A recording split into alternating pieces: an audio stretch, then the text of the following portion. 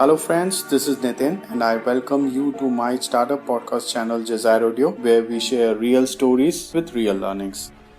So before I talk about my today's guest speaker, I want to talk about YCombinator, a US-based early-stage accelerator which periodically conducts 3 months long programs wherein they invite startup applications from across the world. Sources say some 7,000 plus startups apply for it every year. And this time for its Winter 2020 or YC W20 program, startups from 32 different countries were selected, and Mumbai-based goDutch was one of the 24 startups that were selected from India. And this long introduction was necessary because today we have the co-founder of goDutch, Sagar Sheth. So Sagar will be talking to us about his whole journey or experience while going through YC W20 program, what changes took place in goDutch, and how he raised subsequent funding during and post the demo day. Hi Sagar, welcome to Jazair Audio and thank you for talking to us. Thanks, Nitin. Happy to be here. So, Sagar, before we talk about your own experience, we want to understand from you that out of thousands of applications from India, why is it that barely 25 to 30 startups make it to any YC program? YCombinator is an incredibly selective process, right? When you think about Stanford MBA acceptance, I think the rate is like 6%, and here it's 1 to 2%. But that's when you look at the average, right? I think if you divide it into companies, which have slightly higher chances and companies which have slightly lower chances, then they'll give you a better perspective. So there would be companies which are just not ready to embark on the YC journey, and hence they have very little chances. But if companies get 3 things right, then they basically have much higher chances. Those 3 things which, I think YC partners look out for are 1, great founding team. Right. Second, solving a problem in a very large market. And number 3 is traction that the startup has it. So, when I mean great founding team, it's basically one which has very passionate entrepreneurs with complementary skill sets and some experience either working in a startup or in a large company in the domain that they're starting up in. Okay. Basically, the founders, should come across as people who know what they're doing, and the YC partners should be able to imagine the founders as the leaders of a big company. So that's on the founding team part. Second is solving a problem in a large market, right? So whenever YC or any other VC investor for that matter backs an early stage company, you only make returns if you become a really large unicorn sort of outcome. And for that to happen, the addressable market that you as a startup are targeting needs to be really large. So that's number 2, which is really, really important. Number 3 is basically traction, right? You need to show to YC that you are ready with a product which, you can distribute to users and the users are liking your product. Yeah. In fact, YC's tagline is make something users want. So you basically need to show that you're able to acquire users and they're liking your product. So showing that traction is really important. So yeah, those are the 3 factors which really lead to those 1 or 2% entrepreneurs converting and getting into YC. Absolutely. So why don't you share us about your own journey or experience of YC program? Sure, yeah. So YC has a very standard deal, at least at our time. They basically invest $150,000 in exchange for 7% equity under something that they call a safe note concept that they've started. And that's basically the deal. But the YC experience is much more valuable than just the money that they provide us as startup funding, right? It's basically the whole mentorship that they, brought to the table. So all the YC partners are basically ex-entrepreneurs who've sold companies worth, hundreds of millions of dollars. Okay. And we basically got numerous opportunities to speak with them in both group settings as well as individual settings. And since they're all ex-entrepreneurs, even in a few minutes of conversation, they were able to basically give us very meaningful feedback and suggestions. Other than the YC partners themselves, we got to attend sessions by various other successful YC founders as well. Right. So for example, I remember we had this very candid 2-hour chat with the Airbnb founders who came and told us their entire story. We had the Reddit founder come and tell us his entire story, so on and so forth, right? So basically hearing from the horse's mouth of, how these founders have really started and run very large companies. But I think the most valuable learning, which is, oftentimes sort of underestimated, is basically the learning that happens through peers. So at YCombinator, you are a part of this incredible cohort of, really smart and passionate entrepreneurs from all around the world, right? Working in so many different fields, right? From, medicine, fintech,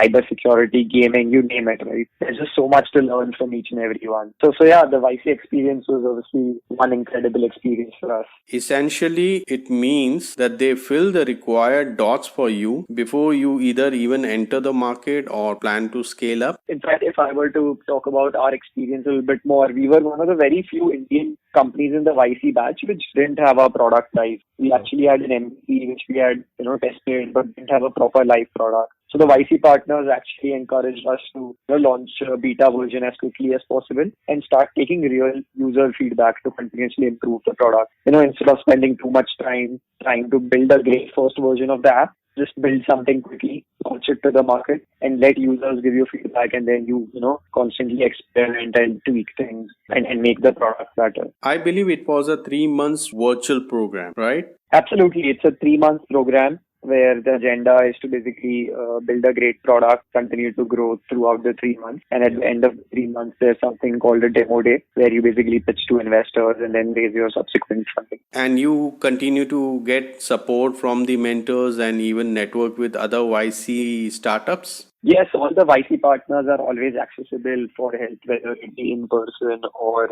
phone conversation. All the YC founders, both Indian as well as global, are always accessible through, there's an interface called Bookface, which they have on the web. There are these numerous WhatsApp groups, which we have. There's a mailing list, all of that. So it's a very open community. It's a very collaborative community. And everyone sort of seeks to help out each other. It's good to, have other founders who are in the same boat as you and sort of get your questions answered by them directly as and when they arise. That's amazing. So what changes took place in goDutch while going through the program? Yes, I think this goes back to what I just told you, right? We were basically one of the very few Indian companies which didn't have our product live. Right. We just had an MVP, which we had tested, but we didn't really launch it into the market. And the YC partners told us that we need to launch a beta version because the feedback that users will give us will be the real feedback. We need to make a product not that the founders want, we need to make a product that the users want.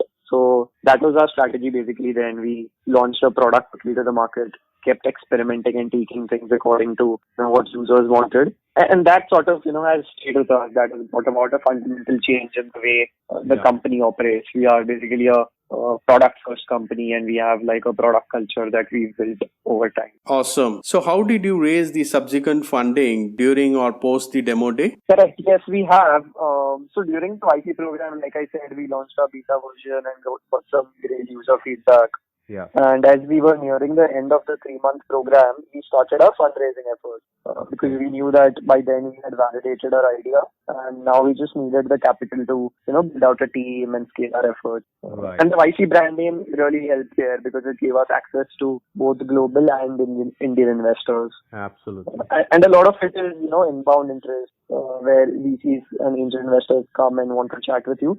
Versus you having to go out and look for investors to speak with. Yeah. So once we had the access to investors to speak with, we basically applied the same principles that we had applied to get into YC. Basically show great founder fit, great large market, and some traction. And now we've basically raised a total of $1.66 million till date as part of our seed round. Really fortunate to be, backed by some really marquee names, Matrix Partners India, Global Founders Capital, which is a European fund, amazing angel investors, co-founder of Tinder on board, a guy by the name of Justin McLean. We have Rohan and Dinesh, who's basically the ex-CTO of Capital Float, currently heading IIT Labs, and a few more other, angel investors that we see from there. Great. So ready for the surprise question? If it weren't for entrepreneurship, what would you have been doing otherwise? I think if I wouldn't have been a founder, I would have been a venture capital investor, which was actually my previous job. So I worked for 2 years in a